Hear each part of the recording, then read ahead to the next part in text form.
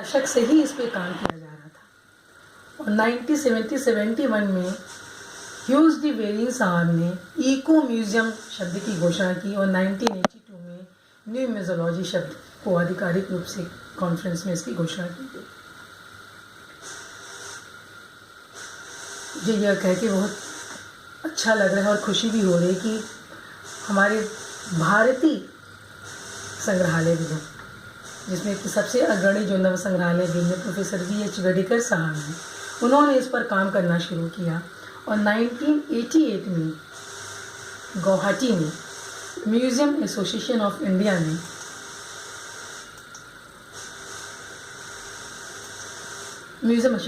ने नव संग्रहालय विज्ञान और भारतीय संग्रहालय शीर्षक से एक संगोष्ठी का आयोजन किया, जिसमें कि कीनोट एड्रेस में वेडेकर साहब ने भारत में नव संग्रहालय विज्ञान की आवश्यकताओं और क्यूबिक समझौते पर पूरी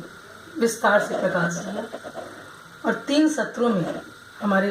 भारत की जो संग्रहालयविद हैं वो इकट्ठा हुए और उन्होंने बड़ी गहनता के साथ विचार विमर्श किया और विचार विमर्श करने के पश्चात उस बैठक में जो प्रस्ताव पारित किया गया उसको गुवाहाटी घोषणा पत्र के नाम से जाना जाता है। तो कहने का जो मैं कहना चाह रही हूँ वो यह है कि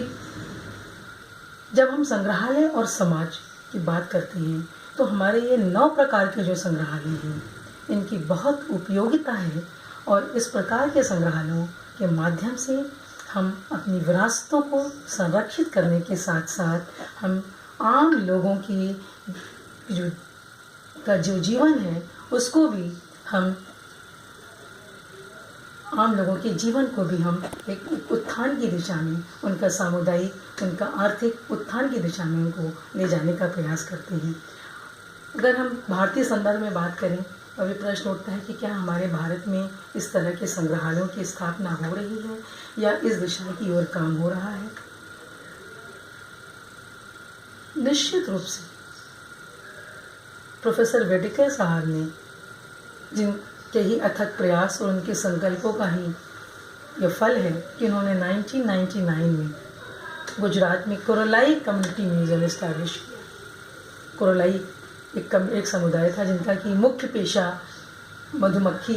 पालन था और शहद बनाना था और उस एरिया की और भी बहुत सारी जो समस्याएं थी, पानी की समस्याएं थी, उन सारी समस्याओं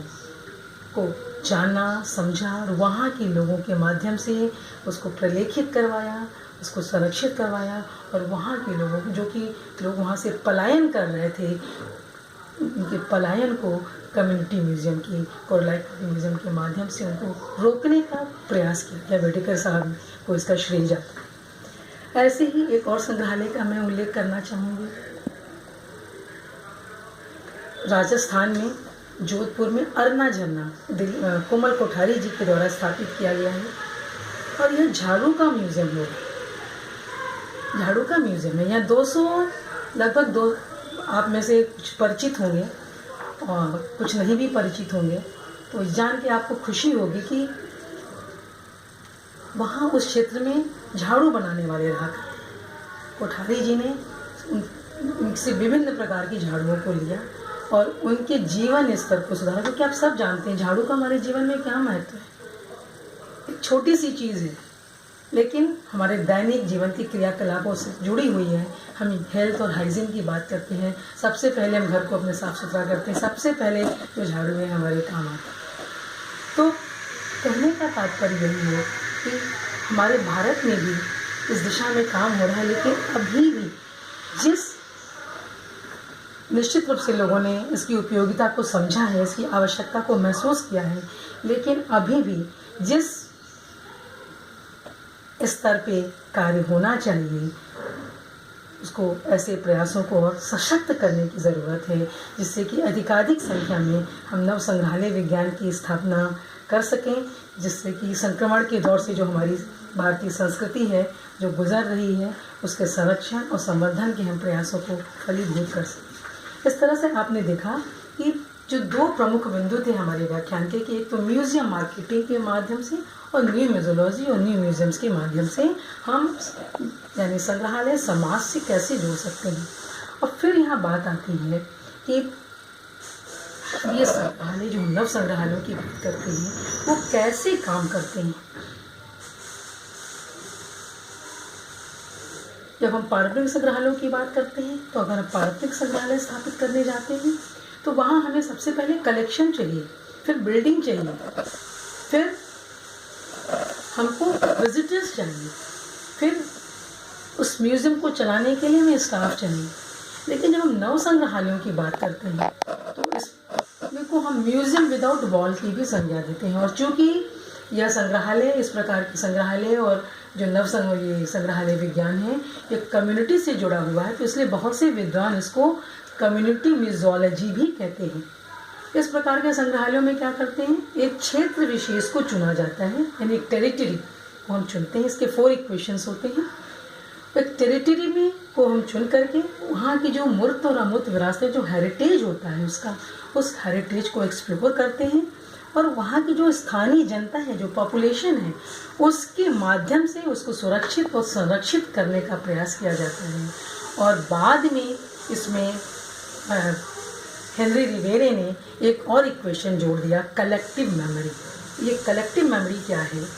वह है मेमोरी, हम सभी अपने घर में आए दिन अपनी नानी दादी से सुनते रहते हैं कि भाई देखो हमारे ज़माने में चीज़ें ऐसी होती थी, आज ऐसी चीज़ें बदल गई हैं। यही है कलेक्टिव मेमोरी। जब हम उस क्षेत्र में जाते हैं तो उस क्षेत्र के जो बुज़ुर्ग, जो पुरानी पीढ़ी के लोग हैं, उनसे हम संपर्क करते हैं कि भाई आज जो ये स्वरूप दिख रहा है, आज ये जो परंपरा है, ये परंपरा लुप्त हो गई है, उस समय इसका क्या स्वरूप था, आज किस स्वरूप में है और किन कारणों से ये परंपरा आज इस स्वरूप में आ गई है, और इसको कैसे पुनर्जीवित किया जाए, इसको कैसे पुनर्संरक्षित किया जाए। उनके उस याददाश्त के माध्यम से उसको पुनर्जीवित और संरक्षित करने का प्रयास किया जाता है। निश्चित रूप से जब इस तरह के म्यूजियम्स स्थापित होते हैं, उस एक पर्यटक स्थल के रूप में वो विकसित हो जाते हैं, तो जब वहाँ लोग आते हैं, वो लोग वहाँ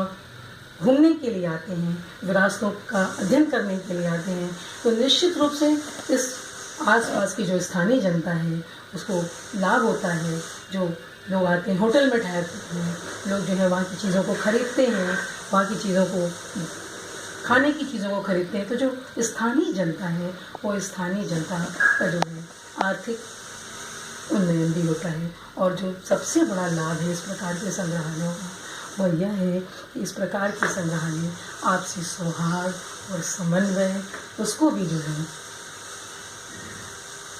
इसमें भी वो वृद्धि होती है। समृद्ध एक आपसी भाईचारे का भी जो है भाव, वह भी जो है इस प्रकार के संग्रहालय के माध्यम से विकसित होता है। यही इस प्रकार के संग्रहालय की विशेषता है।